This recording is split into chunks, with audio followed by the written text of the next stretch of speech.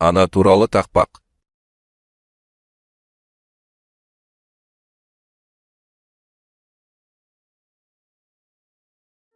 Анам менің аялаған ақ гүлім, анам менің бақытым мен шаттығым, анашым деп балан жырын арнаған, неге ғана естімеген тәтті үнін.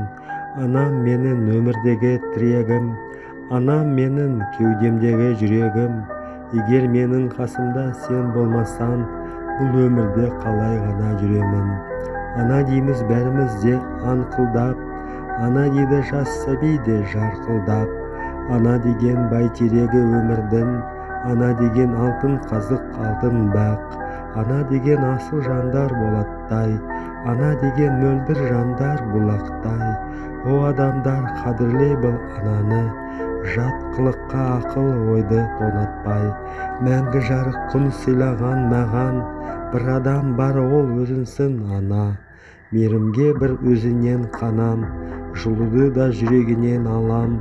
Ардақты ана, аяулы мама. Суық күнде тоңбады ма деп, әлде жолы болмады ма деп, жалғызсырап қалмады ма деп, мені ойлап қам жемеші мама.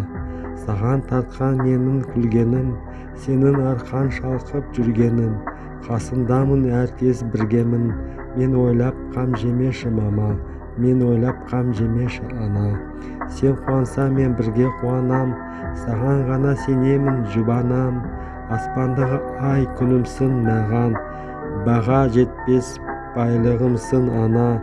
Ардақты анам, аяулы мама.